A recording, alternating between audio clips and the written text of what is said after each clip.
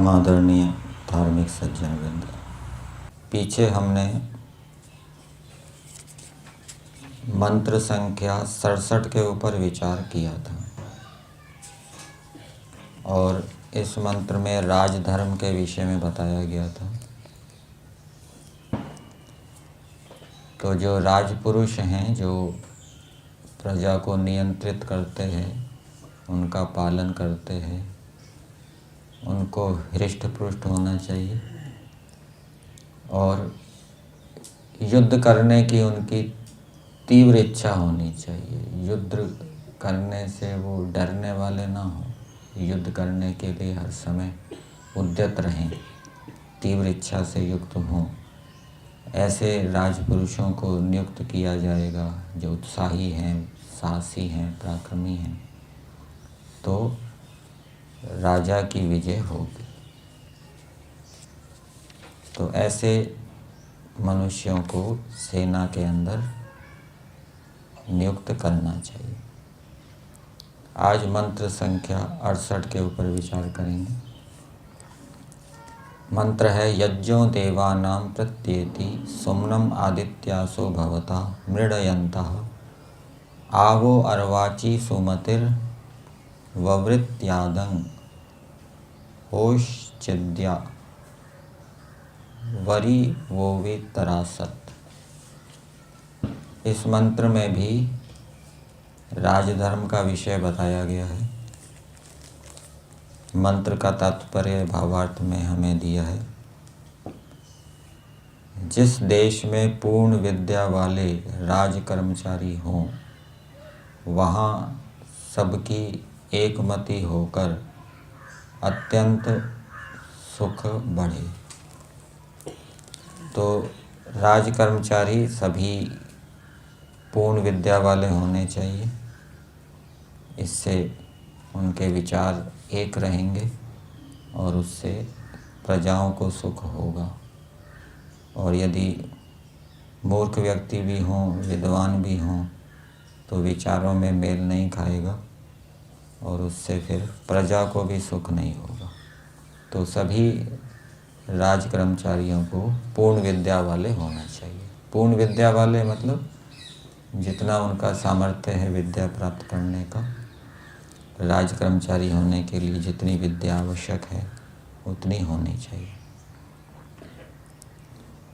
पदार्थ में दिया है हे आदित्यासः, प्रजाएं विद्वानों को संबोधित कर रही है। हे आदित्यासः, सूर्यवत तेजस्वी पूर्ण विद्या वाले लोगों। हे आदित्यो, वैसे आदित्य शब्द होता है और वेद के अंदर असुक आगम हो जाता है बहुवचन में, आदित्यासः, हे आदित्यो। तो यहाँ सूर्य का दृष्टांत दिया है। हे सूर्य के समान तेजस्वी पूर्ण विद्या वाले विद्वानों या लोगों, जैसे देवानां यज्ञः सुम्नम प्रत्येति, विद्वानों का जो यज्ञ है वो सुख को उल्टा प्राप्त होता है, उल्टा प्राप्त कराता है। अर्थात विद्वान लोग यज्ञ करते हैं और उस यज्ञ से फिर दूसरे सभी प्राणियों को सुख होता है। वो बल प्रतिक्रिया के रूप में हम सभी प्राणियों को उससे सुख की प्राप्ति होती है, जलवायु आदि की शुद्धि के रूप में।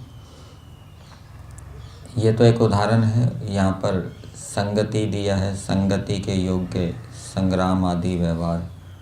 इसी प्रकार से जो विद्वान लोग संग्राम आदि करते हैं उसको भी यज्ञ कहा गया है और उस संग्राम से शत्रुओं को जीतने पर सभी प्रजाओं को बदले में सुख मिलता है। जैसे अग्निहोत्र करने से बदले में सभी प्राणी सुखी होते हैं जलवायु की शुद्धि होने से, वैसे ही संग्राम रूपी यज्ञ से शत्रुओं के परास्त होने से, पराजित होने से, मरने से सभी प्रजाओं को बदले में सुख मिलता है। तो जैसे विद्वानों का ये यज्ञ बदले में उल्टा सुख देता है, वैसे ही मृडयन्तः सुखी करने वाले भवता होवो, वैसे आप सुखी करने वाले हो। इसको यूँ समझना चाहिए, राजपुरुषों को संबोधित किया जा रहा है कि जैसे विद्वानों का जो व्यवहार है, वो विद्वान यज्ञ करते हैं, उससे बदले में सबको सुख मिलता है। इसी प्रकार से आप भी इस प्रकार से व्यवहार करें। राजपुरुषों को कहा जा रहा है प्रजाओं के द्वारा कि जिससे बदले में सबको सुख मिले। अब यज्ञ है, हम प्रतिदिन यज्ञ करते हैं, इसके अंदर भी अनेक व्यक्ति मिलकर यज्ञ करते हैं। सबका विचार लक्ष्य एक होता है कि यज्ञ करना है। कोई आसन बिछाता है, कोई पानी की व्यवस्था करता है, कोई झाड़ू लगाता है, कोई समिधाएं रखता है। सबके मन में एक ही लक्ष्य होता है, यज्ञ का अनुष्ठान हो। एक विचार, एक मत होता है। तो इसी प्रकार से विद्वान भी एक मत होते हैं। ऐसे ही प्रजाएं कह रही हैं कि आपको भी, राजपुरुषों, आपको भी एक मत होना चाहिए।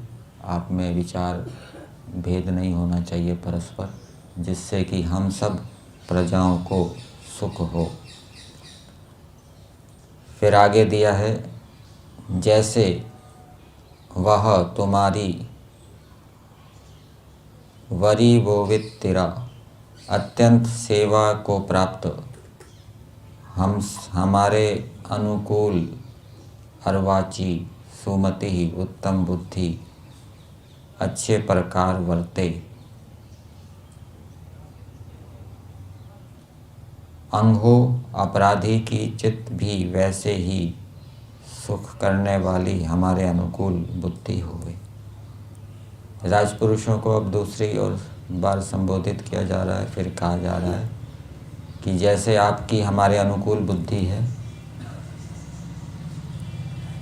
अर्थात आप हम प्रजाओं का सब प्रकार से उन्नति के लिए, विकास के लिए प्रयास करते हैं। अच्छा स्वास्थ्य हो, अच्छी शिक्षा हो, सफाई हो, सुविधाएं हो, वैसे ही आप ऐसा प्रयास करें जिससे कि जो अपराधी हैं उनकी भी आपके समान हमारे अनुकूल बुद्धि हो जाए।